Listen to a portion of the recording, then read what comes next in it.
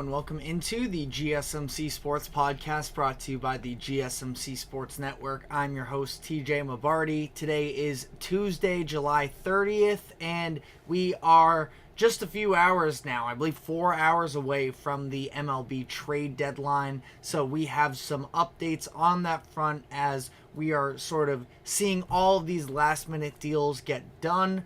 Today we are going to be covering Aaron Judge's comments about the Yankees' current plan around the trade deadline and how he is hoping for more after Jazz Chisholm. We did just get a notification about 45 minutes ago about a new move that the Yankees made, so we'll be breaking down that and talking about what other moves could be made for the Yankees and what happens if they go radio silent down the stretch here. We are going to also be updating all of the biggest moves that have taken place over the course of the past couple days, and then we are going to be shifting off of baseball as tomorrow we're going to be back with more of an all-around recap, but we're going to be breaking down the game that just took place between Team France and Team Japan in the Paris Olympics, where Team France just barely got away with a win in that one. There were some controversial calls that took place down the stretch of that game as well, but France did survive a win in overtime. So we'll be breaking down that game, talking about whether or not they will have any chance to dethrone the United States, and then we're going to be wrapping up the show with some football conversations. There has been a lot of noise coming out of the Patriots training camp, considering that one of their biggest signings this offseason in the extension of Christian Barmore, he was just diagnosed with blood clots and will be out indefinitely, so we will be covering that, as well as the animated conversations that took place between defensive end Matthew Judon and some members of the training staff / front office that leads to some speculation about how he could be on his way out of New England. And then finally, we will be continuing on our season previews for all 32 NFL teams and be covering the Tennessee Titans. But before we get into all of that, just a reminder to like, follow, subscribe wherever you keep up with us. To any of our viewers, be sure to use the comment section to give us your thoughts on the latest happenings in sports. And if you would consider leaving a tip or donation, you can find that link at the streaming across the bottom ticker, gsmcpodcast.net. Anything would be greatly appreciated there. The New York Yankees have made one of the biggest splash moves up to this point, where they decided to trade for 2022 All-Star Jazz Chisholm Jr. from the Miami Marlins, and this was sort of the first of a bare minimum type of a move where we knew that they needed some help in terms of depth with that hitting order, and Jazz Chisholm ideally at some point soon is going to work his way into becoming the leadoff hitter for them. Just last night we saw him really start to get comfortable with the Yankees. He ended up recording his first 2 home runs with the Yankees last night as the Yankees ended up dismantling the Philadelphia Phillies. So the Yankees have continued to stay hot coming out of the All-Star break. They are now just half a game out of the lead for the American League East, so definitely some momentum building for the Yankees, which is huge considering the fact that there really isn't, a world beater juggernaut in the American League. It feels very up for grabs. Now, there are a lot of very talented teams, of course, but the Yankees have a chance to sort of jump to the top of the American League. We saw early on in the year when they were blazing hot, but obviously since then they saw some of their hitters come back down to earth and show maybe a little bit more who they are, at least outperforming expectations early on. Injuries got in the way as well. Specifically, the Giancarlo Stanton one took away from the well-roundedness of that lineup, and that's why adding Jazz to this group as they hopefully get healthier with Stanton. Jason Dominguez hopefully at some point can make his way back into the major leagues. He was red hot at the end of the 2023 season, so they're hoping that he can be a little injection of energy into the Yankees bats. We did also see in yesterday's game for Jazz Chisholm, him make his debut at third base. He had never played there before in the majors, but after Gleyber Torres sort of shut down the idea of him moving over from second base to third base, it was pretty clear in order to try and make things as smooth as possible in this transition that Jazz is the new player in the organization, so he ends up playing at third base. He had a clean game there, so, being at the hot corner, off to a fine start. Now I'm sure we'll see him get tested more and more. He has all of the athletic ability to probably work himself into that role, but again, definitely TBD on that end. But after the Yankees ended up winning last night against the Phillies, Aaron Judge, their captain, made a comment to the media about him wanting the Yankees to continue to buy. According to The Athletic's Chris Krishner, Aaron Judge said, quote, "Other teams are making moves, so hopefully we start making moves too." And just about an hour ago, we did see Jeff Passan break the news that the Yankees agreed to a trade with the Chicago Cubs. The Yankees are sending Ben Cowles and Jack Neely in exchange for right-handed reliever Mark Leiter Jr. Leiter has a 4.21 ERA this season in 39 appearances, so at first glance, you might not feel great about it, but you look deeper into the numbers. He has a 2.11 FIP, so he has been very unlucky. He has been a very solid reliever for the Cubs for a number of years now, and you think that probably that ERA starts to come down as things even out in that department. The real standout number when you look at Leiter's resume is the 53 strikeouts this season in just 36 1/3 innings pitched. That equates to a 13.1 strikeouts per 9 innings. So that is definitely a positive, somebody that the Yankees feel like they can turn into. They don't even need to necessarily transform the entirety of what he is, but maybe just clean up around the edges, because if you go on to his Baseball Savant page for Leiter, you're going to see a lot of red, and he is, at the top of a number of very meaningful categories, whereas in the top 80th percentile in expected ERA, expected batting average, average exit velocity, chase percentage, whiff percentage, strikeout percentage, hard hit percentage, and ground ball percentage. Those are all actual, meaningful numbers there. It's not these advanced analytics anythings. You see that Leiter has all of the tools to become a very reliable relief pitcher for the Yankees here down the stretch of the year. We've seen, because of injuries, them become a little bit more taxed. The fact that the starting rotation has been struggling as of late, so getting some extra reinforcements there is definitely a positive for them. I think that this is a positive deal for the Yankees. They give up a couple of prospects, but at the end of the day, these are the types of moves that the Yankees need to be making in order to try and solidify themselves as true World Series contenders.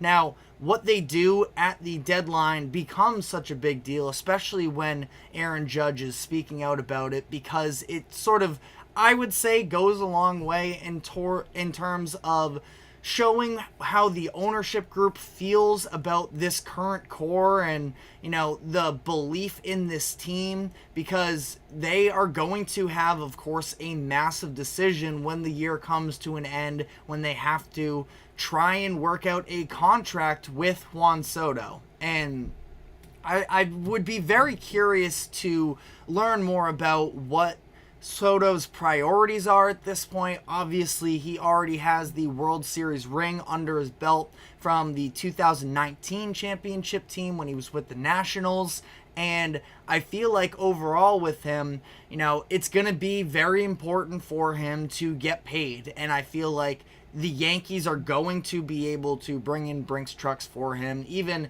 if Steinbrenner maybe laid out the groundworks of, well, we don't know how sustainable a payroll such as the one we have now, how sustainable that is. I think that's playing chicken a little bit.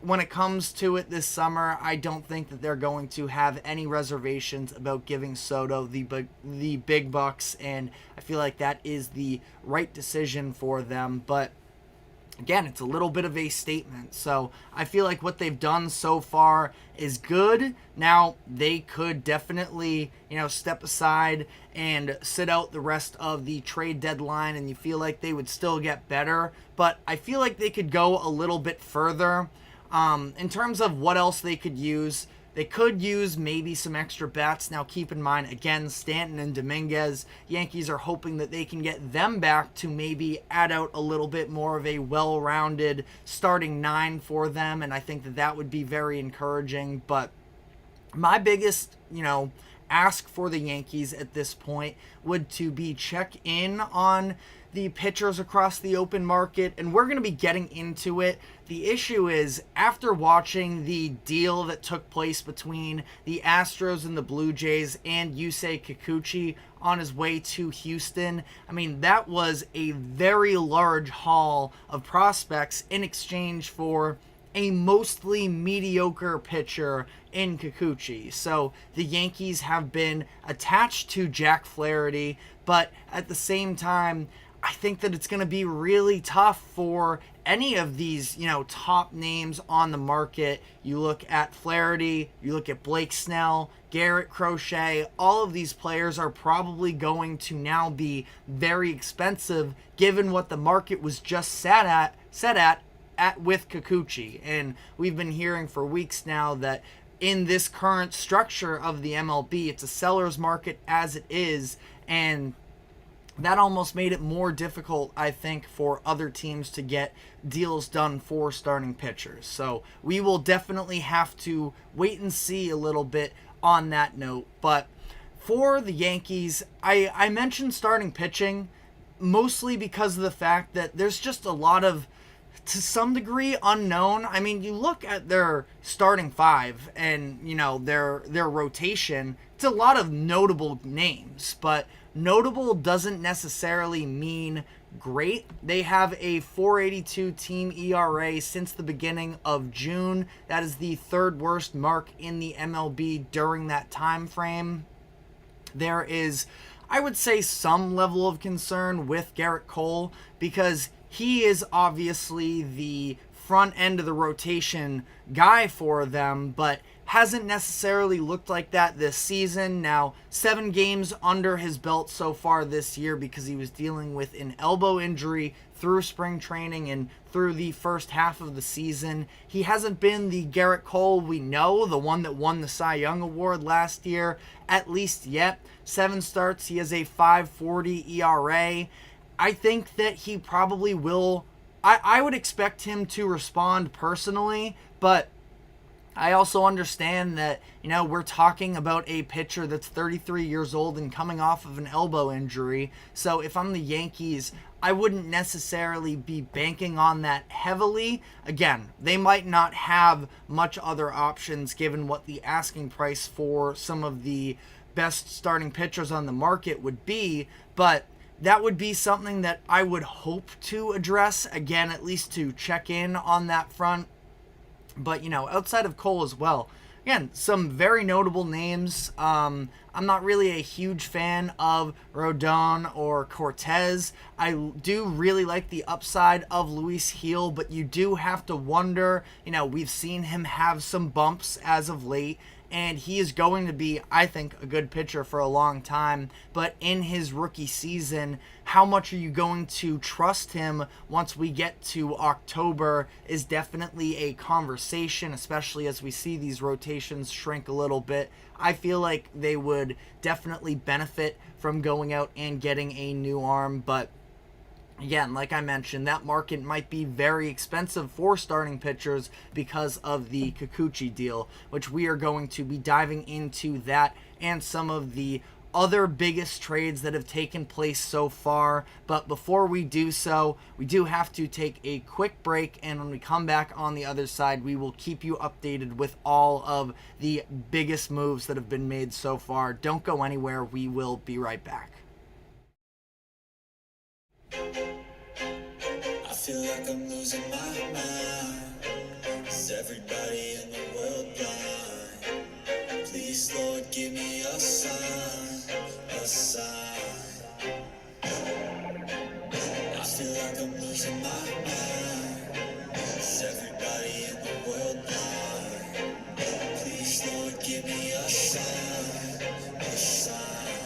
I wanna be the greatest. Everybody on the fake shit. I look around and feel like everybody is the fakest. I make this every day and I'm impatient, hoping one day I blow up from the basement. Statement, the top is so vacant. I don't hear shit that I think is amazing. Waiting for my day when I'm playing sold out shows for 1,000 faces. Hey, give me that crown, get in my way and to be put down. It ain't your place, all this my town. If I want that shit, then I'll get it right now. I'm losing it, the noose it fits. I'm losing shit, a stupid myth. You choose to live or choose to dip. You choose to fight or lose your grip and lose a gift. Oh. I feel like I'm losing my mind. Is everybody in the world blind? Please, Lord, give me a sign, a sign. I feel like I'm losing my mind. Is everybody in the world blind? Welcome back into the GSMC Sports Podcast as we continue to give you updates on the MLB trade deadline. We've been talking about the Yankees move for Jazz Chisholm a good amount over the past couple days, but before we sort of officially, bury that conversation, I do want to very quickly look at it from the perspective of the Mariners as well, because not the Mariners, the Marlins, I should say. They didn't get all that much in return for Jazz from the Yankees. A couple very low-end prospects there. And Jazz marks the latest of a number of very impactful players that the Marlins have sent out over the course of the past decade or so.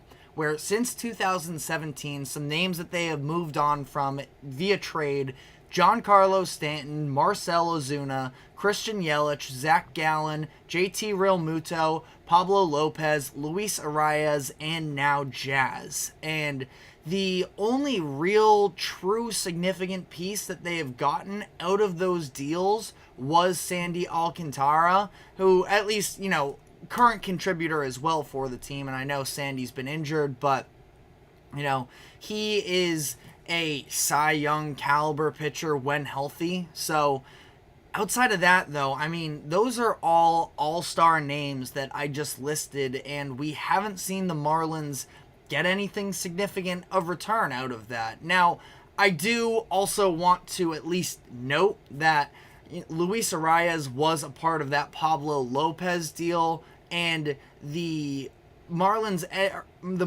ended up making the playoffs last year in large part because Arias was as impactful as he was. So that's maybe not 100% fair to include him in that grouping, and then they moved on from him in this past May. So got a few prospects out of that. It's still definitely to be determined on whether anybody from that deal ends up becoming a real player for them. So it's a slow developing process here, but can't feel great about what the Marlins have done up to this point. Now, don't want to bury them right now, but something that I did want to at least hit on. But one of the moves that I'm definitely more excited on is the fact that the Braves acquired Jorge Soler last night.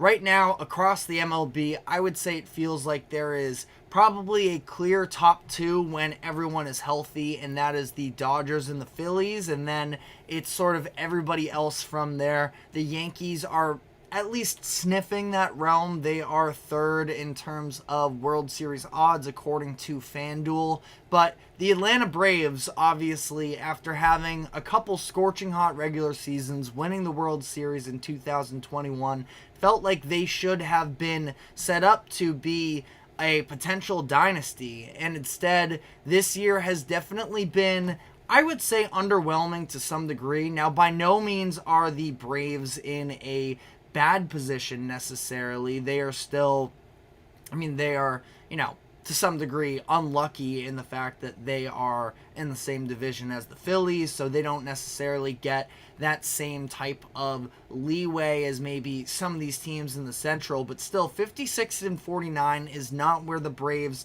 likely anticipated themselves being at headed into the season, and the loss of Ronald Acuna Jr.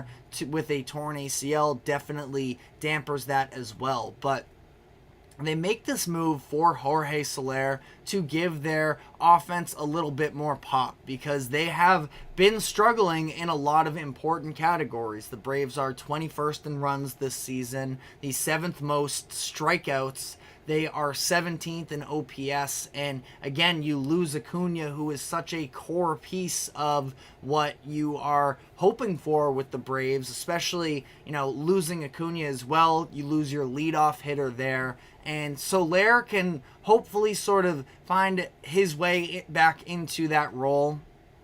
Soler is a familiar face considering the fact that he was with the Braves for that 2021 World Series run where he ended up winning the World Series MVP that year. They get him in exchange for their number 17 prospect and a reliever, Tyler Matzek. When you look at Soler's stats this season, slashing 240, 330, and 419 with an OPS plus of 116. So he is a positive hitter that, again, when you talk about him finding a role here for this Braves team, provides some pop and also can likely slide into that role as a leadoff hitter, where his numbers are actually better. They go up from those marks of 240, 330, 419 to 279, 380, and 486 when batting in the leadoff spot. And the Braves could use an upgrade at that position. Lately, it's been Jared Kelenic who has been starting there at the one spot for them. He has been really struggling since the All-Star break, just 3 hits in 40 plate appearances. So I think that this is a positive move for the Braves. Now he is under contract for another couple years. That maybe does get interesting in terms of a financial conversation. Will be making $16 million annually over the next 2 seasons, but that is sort of a later issue for the Braves at this point. But they bring in Soler. Just about a month ago, they also brought in Eddie Rosario, who they signed at the beginning of the month after he was released by the Nationals. Rosario was the NLCS MVP for the Braves in 2021. So they get the MVPs of the NLCS and the World Series back on this squad in a year where Ronald Acuna Jr. tore his Achilles, ACL, I believe. But it is, a little bit of a run it back strategy here. It sounds like a lot of people are sort of biting at the bit of whether or not they end up bringing back Jock Peterson as well. But again, they're just sort of getting the band back together here. Same outfield from that 2021 team. They had just brought back Adam Duvall in free agency in March. So it is definitely going to be, funny to see how this plays out with the Braves. And again, I think it was a legitimately good move for them as well to try and add to this core. But I mentioned in the last segment that I wanted to dive into what the pitching market looks like, because the Houston Astros and Toronto Blue Jays agreed to a deal that sent Yusei Kikuchi to Houston. And this was, starting pitching was a need for Houston, especially considering a lot of their key pitchers in their rotation are running up on career high innings pitched. So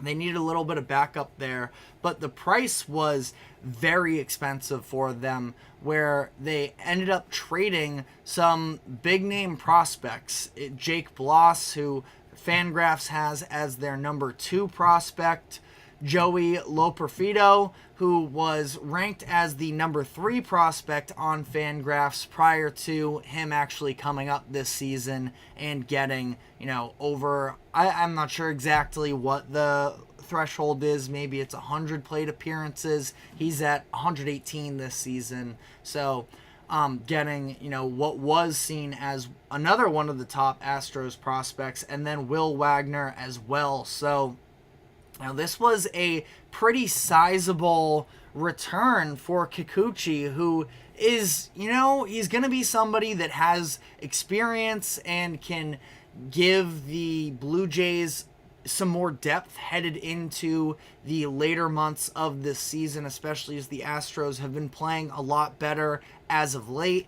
And I do feel like I typically trust the Astros in terms of their development of a lot of these young players, in terms of knowing who is viable to send out or not. But very interesting decision to go and get a player in Kikuchi who is currently rocking a 4.75 ERA over the course of 22 starts. Now, FIP is 365, so there is somewhat of a significant, differential discrepancy, you could say, between ERA and FIP, that he has been unlucky. But even still, cleaning house a little bit to make this type of a move is definitely a risky decision to some degree. And I do think that that is going to have a ripple effect on how other franchises are going to operate in terms of holding on to their big-time pitchers, where you look at Blake Snell, and especially with how well he's been pitching as of late. I believe it was 15 strikeouts in his most recent start. So, having Snell be on the market, Garrett Crochet, there's already a little bit of complications with his situation as well, that he said he's not going to pitch in October if he's not guaranteed a contract extension, and then Jack Flaherty as well. So all of that, we'll have to see. This might be a point where it gets gummed up a little bit because the market is just so high. At least it's been established that way up to this point. But just want to run through a couple other teams here, specifically looking at the Seattle Mariners. They add a couple much-needed bats. We talked about Randy Arozarena and that trade that took place. We talked about that yesterday. He's been off to a very nice start in Seattle. Small sample size, obviously, but in 3 games, he has 5 hits, 4 runs, and he hit his first home run with the team last night in their game against the Red Sox. When you look at his numbers, they look down, but it was just a really tough 2-month stretch for him during April and May that bring down his overall numbers. He hit just 144 across those 2 months, but since then he's slashing 296, 406, and 528. So definitely have to feel better about that. He becomes their best bat on that offense, and they did so at a pretty reasonable price overall. So I feel good about that move for the Mariners. And just yesterday, they traded for Justin Turner as well, bringing in the veteran, just trying to bolster that offense as much as possible, because we have seen the struggles that they have been going through as of late. But last team here, again, a lot more moves that we have to get to, but we only have so much time. We'll come back tomorrow with a more, in-depth recap of everything that went on. But the Mets have made a couple moves, adding Jesse Winker and Ryan Stanek, and I like the moves there. You look at the transformation for what's taken place for the Mets over the past couple months. I think I saw that on SportsCenter earlier that they have the best record since June, and they looked like a team that was getting ready to sell, but instead now they are back, and you see that the front office is willing to invest into this core a little bit so that it doesn't fall flat, doesn't feel like a gut punch for that clubhouse and that they are going to try and continue building on their recent success. But let me know which deals you guys are biggest fans of up to this point. But we are going to be taking our next break here, and when we come back on the other side, we will be diving into the Olympic basketball game that just wrapped up about an hour or so ago, where Team France escaped by the skin of their teeth against Team Japan for what would have been a massive upset. There were some controversial plays that took place along the way in that game, so we'll be breaking all of that down. But first, a quick break. Don't go anywhere. We will be right back. Looking for your daily fix of sports talk without having to pay for it? GSMC Sports Network is available on YouTube. Just search GSMC Sports Network. Get your fix of daily sports talk shows on YouTube, absolutely free. NFL, college football, NBA, MLB, MMA, UFC, fantasy football, and so much more. GSMC Sports Network has shows running all day long, with new sports shows starting every 2 hours. Just like on your favorite cable sports channel, except GSMC Sports Network is absolutely free. Just search GSMC Sports Network on YouTube to catch one of your new favorite shows, like the GSMC College Football Podcast, Chip Shot Football Podcast, Hoops and Heels Women's Sports Podcast, GSMC Basketball Podcast, and so many more. Check it out for yourself. GSMC Sports Network, now available on YouTube absolutely free. Search GSMC Sports Network on YouTube right now. Welcome back into the GSMC Sports Podcast, as we are now going to be diving into what was almost a crazy upset earlier in the Olympic basketball sphere, where France, it took overtime for them to hold off Team Japan, and it took a little bit extra as well in terms of some of the referee situations, but we'll be diving into a little bit of that later. Ultimately, France was able to pull out what became a slugfest down the stretch of that game between them and Team Japan. I believe they only had 2 field goals made during the final 5 minutes of that game, but it was just enough to be able to, I don't know if I would go as far as a comeback. Japan ended up taking a lead with just under 5 minutes left, and that's where the game became a slugfest, and it was very back and forth, but or it wasn't back and forth, I should say. It was just kind of a stalemate for a while, but there was some controversy down the stretch of this game, considering the fact that Rui Hachimura, who was really impactful for Japan, was really leading the way for them. He ended up getting tossed late in this game in the fourth quarter because he picked up a second unsportsmanlike foul.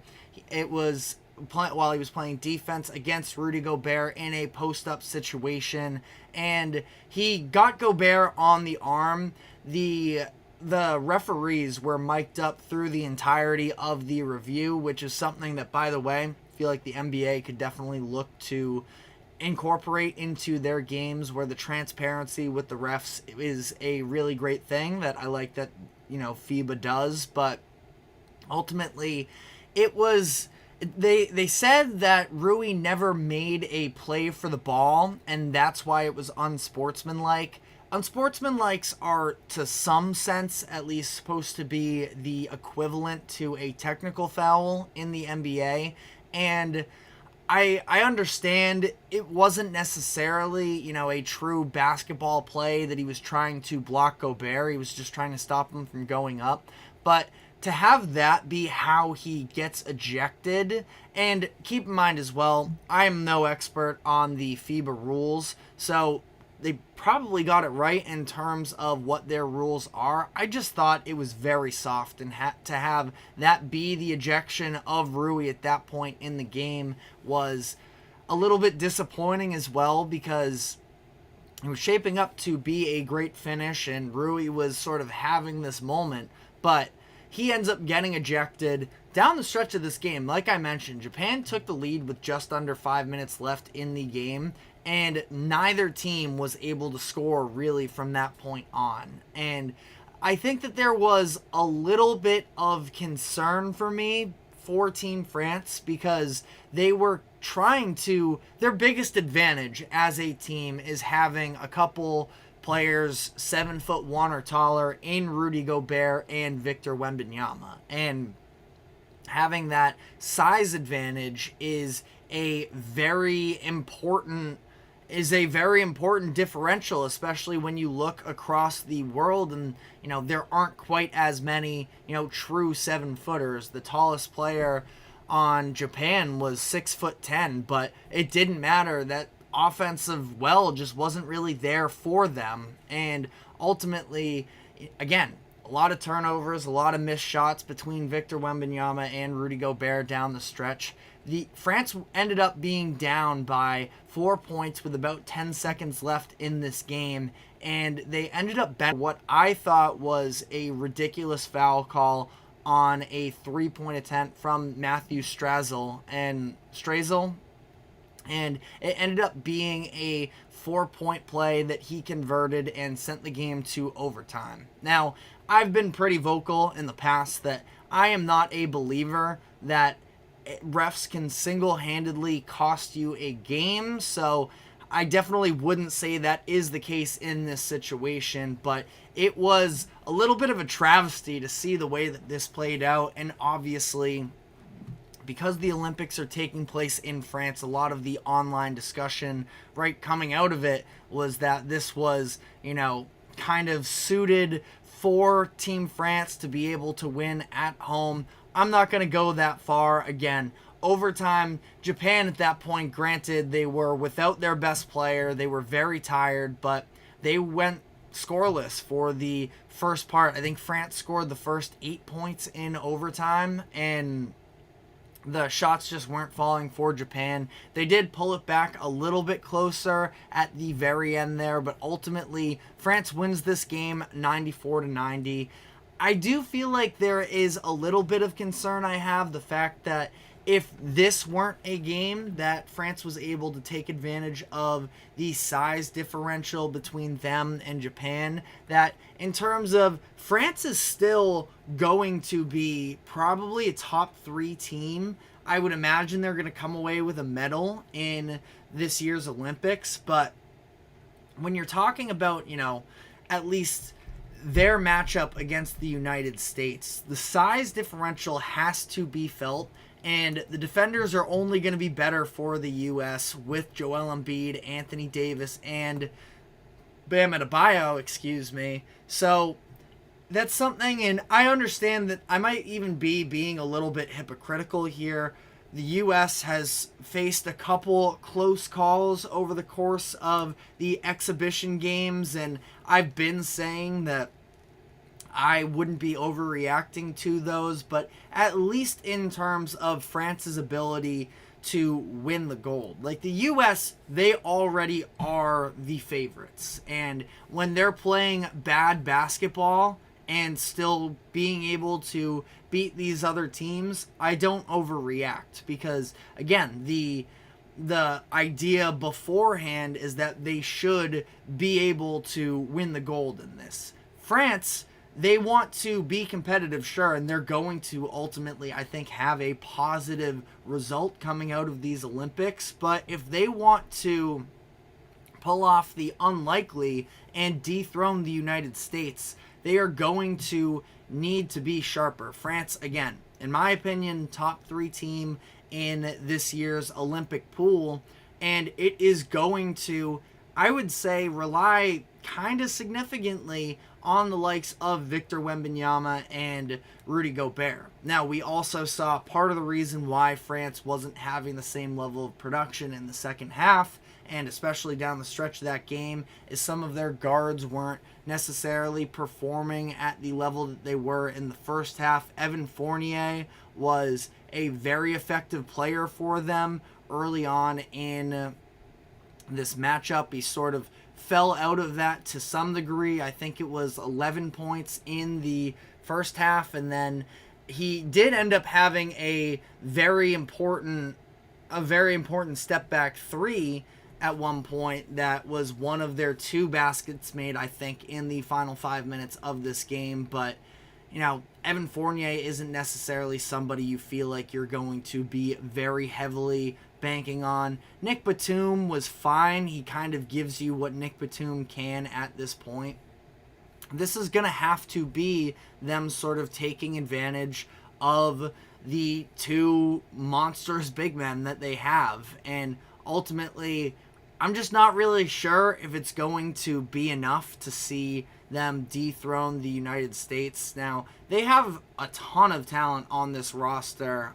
Shout out Celtics legend Gershon Yabusele, who has been a pretty important piece for France over these past couple games. But, you look, there really isn't an elite level of guard play, even sort of forward play that you're going to get. So it's going to be on the shoulders of Gobert and Wembanyama, and I'm just not really sure if I'm going to be able to put my full faith that that will be enough to take down the U.S. But let me know if you think I'm being unfair in the comments section. But we are going to be headed into our final couple segments here as we dive into some NFL subjects, and there is a little bit of uncertainty going on right now with the New England Patriots on the defensive front, as we saw Christian Barmore over the weekend be diagnosed with blood clots that could be putting his season in jeopardy. Additionally, just yesterday at training camp,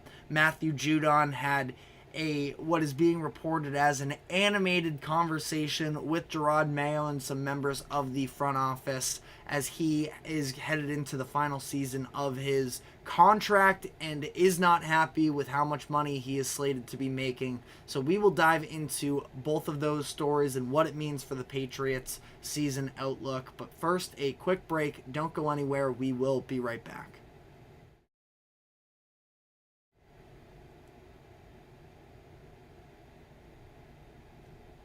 For the best and latest podcasts available anywhere, go to the podcast app on your cell phone and type in GSMC to access free content-rich podcasts on health and wellness, book reviews, sports, entertainment, relationships, social media, movies, technology, finance, and even weird news. Subscribe and download the GSMC Podcast Network's family of shows, available everywhere podcasts are found.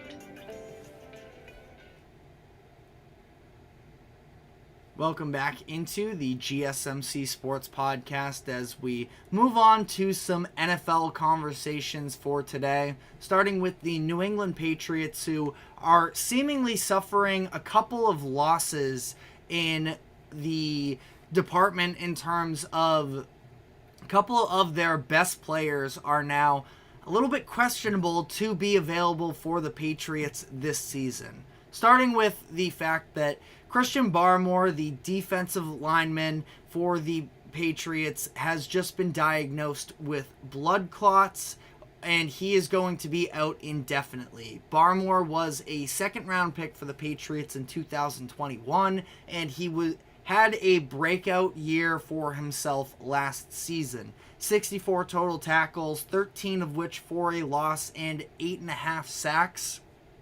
Add to that 6 pass deflections from an interior D lineman position. That is a very good season. He's effective in both the run and pass game, but now the Patriots might be without him for the entire upcoming season because of these blood clots, and it is most certainly not the way that both he and the Patriots organization were hoping to kick off his new contract, where over the offseason he was given a new deal, 4 years, $92 million.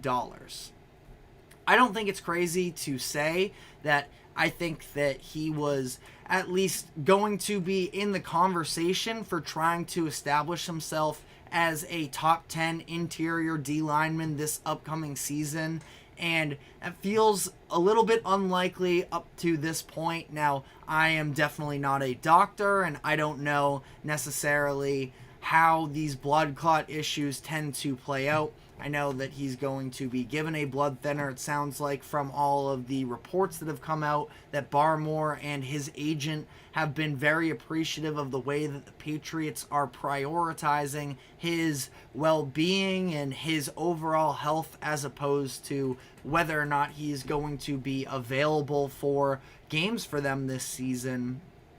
But it would be a massive loss for this Patriots defense to not have him available to them, where he is becoming, one of the go-to guys on that defense. I'd say that it's probably him, Christian Gonzalez, and Matthew Judon that are probably the three biggest players on that defense. You can maybe throw Jabril Peppers in that conversation as well, but in terms of especially upside and, potentially, again, being one of the premier players at his position, Barmore seemed like he was on that trajectory, but when it comes to this blood clot issue, it can be very troubling. Now, one of his own teammates, David Andrew, the starting center for the New England Patriots, he just dealt with a blood clot issue himself a few years ago, where in 2019 he was diagnosed with blood clots in his lungs that took him out for that entire 2019 season. But we will have to see how this plays out for him. But I mentioned the top names of this defense, and Matt Judon is 100% one of them, and he is currently going through a bit of a hold-in situation with the Patriots. He signed a 4-year, $54.5 million deal in free agency with the Patriots ahead of the 2021 season, and I would say pretty confidently that he has been their best defensive player in that time frame. He had 12.5 sacks in 2021. He even increased that number to 15.5 sacks in 2022. And last season, unfortunately, he ended up tearing his bicep in week 4 in the Patriots game against the Cowboys and was forced to sit out the remainder of the season. So definitely not where he wanted to be headed into his final season of his contract, but even despite that, he still feels like he is worth more money. Last offseason, he restructured his contract so that instead of making $2 million in guaranteed money, he had $14 million for that 2023 season. As a result, there is just $6.5 million left on his current deal that he signed originally in 2021. According to Over the Cap, he will be outside of the top 40 in terms of highest paid defensive ends / linebackers in the NFL this season. And even without that contract restructure, if he didn't move up a lot of that money, he would still be outside of the top 25. So he has a point that he is definitely underpaid, but it is also a tough situation for the Patriots where they're sort of a bit at a crossroads, where Judon is going to be turning 32 years old before the season starts. He's coming off of this season-ending injury, and he is hoping for a new deal. I have faith in him that he'll be able to bounce back strong and still be effective, but you never completely know in these types of situations. So I feel like the best possible situation here would be to, again, restructure the deal a little bit and have him end up getting a lot of incentive-based options into his contract, where depending on games played and sacks that he could make, try and get him to at least over $10 million. Because again, when you look at the overall list of these big contracts that are being handed out to defensive ends, he definitely feels like he is on par with a lot of them and is significantly underpaid, which I can understand that. Now, there is part of me that doesn't love necessarily the strategy of restructuring your deal a year ahead of your final season and then sort of just painting it as he's only making $6.5 million. He would have been making over 10, but again, he bumped that money up a year prior, so now it looks even worse than the overall deal would have been. That part of it doesn't totally sit right with me, but the fact of the matter is the average annual value for this deal when it was initially signed probably isn't indicative anyways of how talented of a player that he is. That you're looking at about $13.6 million per season, and Judon has given you more than enough value through even just the first 2 seasons combined. So Patriots are in a little bit of a pigeonhole to some degree, and this is significant because if the Patriots are going to have any success this year, it is largely going to have to be dependent on their defense, and especially going into the year with a first-time head coach in Jerod Mayo running that defense. That's his specialty. That's what he is hoping to be able to bank on, and he could be without 2 of his 3-ish best players on the defensive side of the ball. And you could even make an argument, I would say, 2 of your best 3 players altogether on the entire roster. So this is a very tough blow. The Patriots already have pretty low expectations, so ultimately it's not like this is a massive loss in terms of it takes them from anywhere near a contender playoff team to out of the picture, but it is still definitely a very tough loss. And when you talk about Jerod Mayo and the pressure that he is slated to be facing in trying to replace Bill Belichick, obviously nobody can replace Belichick like that in year 1. And it's going to be a lot more complicated in that sense. I still do feel like it is, kind of imperative that he is able to get this thing started on the right foot. And unfortunately, doesn't seem like that's necessarily going to be happening just yet. Matthew Judon, at least in the building, and he seems to be interested in continuing to play for the Patriots. That I think I even saw a quote specifically that he would prefer to end his career with New England, but they're going to have to sort of pay up on their end as well. They have a ton of cap space, so I feel like this is a deal that they should try and make a priority to get done, but time will tell. But let me know how you feel about it in the comment section. But we are now going to be taking our final break of the show, and when we come back on the other side, we are going to be previewing the upcoming season for the Tennessee Titans. So stick with us, and we will be right back after this quick break.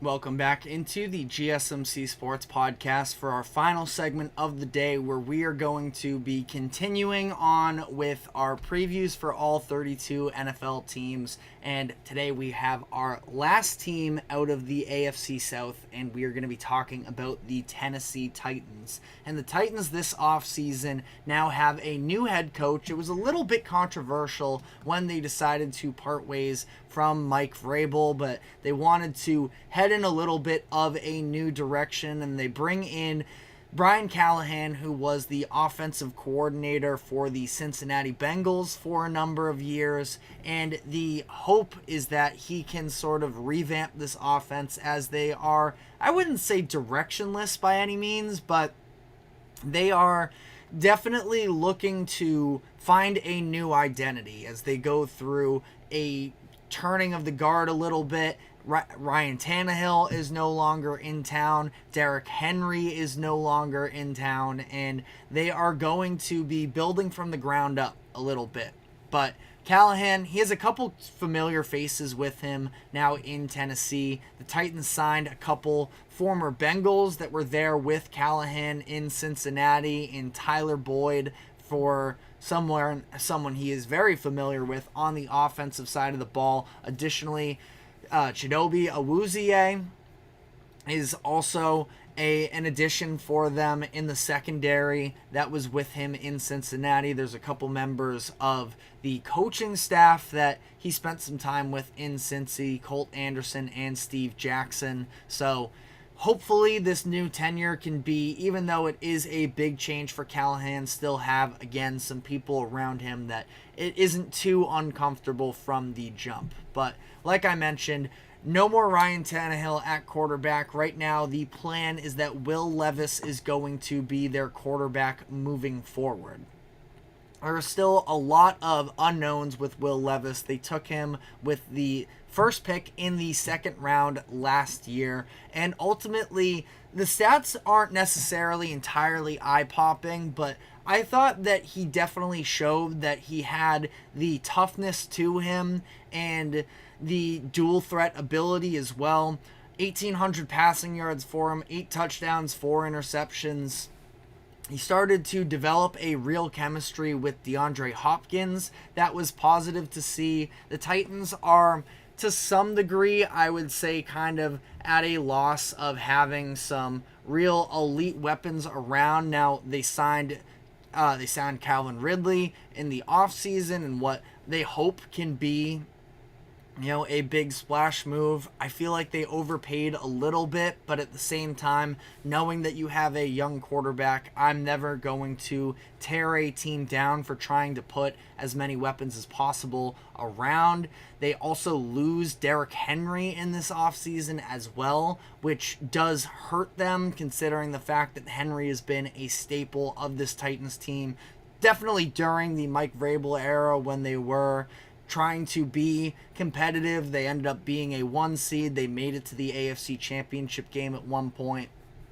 So the run game is going to look different. But they did bring in Tony Pollard in free agency as well to try and be, I would say, even a little bit more so. I would take Derrick Henry over Tony Pollard any day. But if you are going to talk yourself into this deal, it's that Pollard is a lot more of a threat in the pass game, and that should hopefully help out Will Levis. Like I mentioned, they added Calvin Ridley as well for somebody who didn't necessarily pan out as a true number 1 wide receiver in Jacksonville, but still has loads of talent and should, in theory, be heading into some of the prime years of his career. Now, obviously, that wasn't 100% of the case. We saw him absolutely come onto the scenes with a flash early on in his career in Atlanta. We can see how much of that he can hone again. And Lloyd Cushenberry, who is projected to be the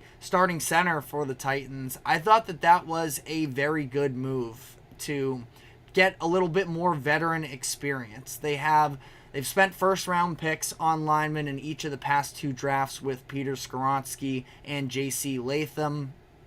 There's a lot of unknown on the right side of their offensive line as well. So Cushenberry, even if it was a little bit expensive for him, I don't think that it was necessarily a bad move by any means. You look at their offensive numbers from 2023, and it was a pretty down year overall in terms of their offense. The biggest bright spot for them was the run game, which again is going to look a lot different this year. So you can see somewhat of the framework of what they're building up, but I don't really anticipate watching this massive offensive explosion in 2024. Now we'll see with somebody new in charge of the offense, with Brian Callahan, with year 2 of Will Levis, getting all of the first team reps throughout training camp. Maybe we see something, but I don't necessarily feel great about their offense, and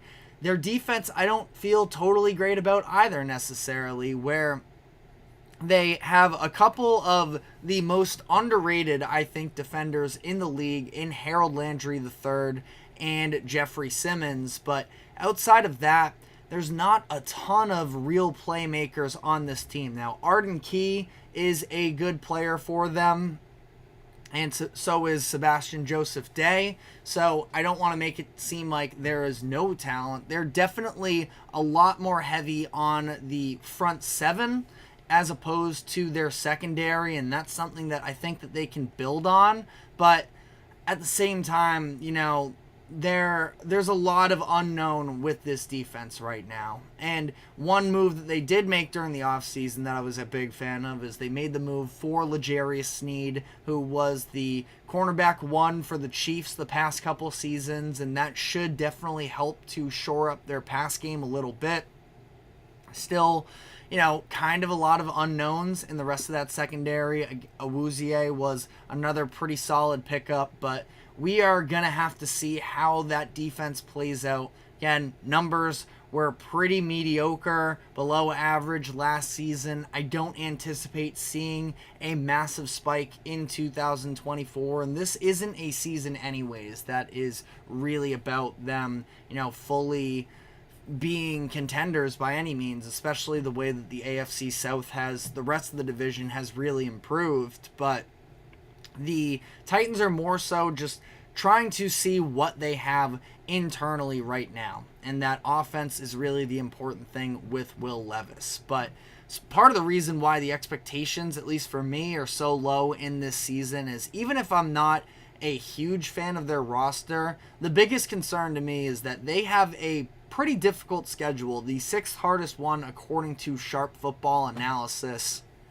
I look at especially the front half of that schedule. When you look from weeks 1 through 8, there really isn't a game that I anticipate them winning. Now, I do not expect them going 0-7 in that time frame. They do have a bye week in week 5. They're going to win. You have to imagine at least one of those games, maybe 2. But that is a brutal way to start the upcoming season, especially for Will Levis and him trying to work his way into this. Now, second half of the year is when you can start to make some adjustments and seeing, you know, a lot more winnable games on the schedule. Week 9 against the Patriots, week 10 against the Chargers, who I would definitely favor the Chargers in that game, but, you know, at least it's doable. A team that was at the bottom of the NFL last season, at home against the Vikings in week 11, against the Commanders in week 13, so you can sort of start to talk yourself into it. But then again, down the stretch, weeks 14 through 18, there aren't any games that I think scream this is a win for the Titans. So at this point, I've been going over for a lot of the projections for these teams, but I'm going to have to go under with the Titans this year. Their line is, I believe, 6.5, and I have them going 4-13. And I know Titans fans probably aren't going to want to hear from me and will be upset. Can't please everybody in this world. Somebody has to be the worst team in your division and, you know, the worst team in the NFL. Now, I do want to say we just covered the New England Patriots and some of the potential losses they'd have on defense. So I had the Patriots at 5 wins, and that was the lowest up to this point. Obviously, things have changed since then, and that's going to be something that is a consistent theme as we continue to work through here. But as things currently stand, I have the Titans with the worst record in the NFL next year. And truthfully, that might not even be a bad thing for the Titans. If they end up having some success, it will likely be because Will Levis ends up emerging as the guy and you have your franchise quarterback there. If not, you will probably have, you know, first dibs at whatever quarterback. Now, it's not the strongest quarterback class, and I also by no means want to discredit Will Levis and write him off, because I do have some hope for him, but and with that offense, I think the offensive line is overall pretty weak. I don't think that they're going to have a great run game. Tony Pollard, we saw that he wasn't great as a number one running back last year in Dallas. Tyjae Spears showed some flashes as well, and I think that both of them can provide something from a receiving standpoint. But Will Levis might be running for his life, truthfully, because I do not trust the right side of that offensive line whatsoever. Skoronski didn't have the strongest rookie season last year. J.C. Latham will have to see there. Didn't have a ton of starting experience in college. They ended up drafting him in that top 10 this past year. So let me know how you feel about the Titans in the comments section. But that is all the time we have for today. Thank you very much for tuning in to the GSMC Sports Podcast. Thank you to the GSMC Sports Network for allowing us to host this show. Remember to like, follow, subscribe wherever you keep up with us. Be sure to check us out on social media as well for more exclusive short content. And we will be back tomorrow afternoon, same time as always, at 2 o'clock p.m. Eastern. We will see you then. Take care.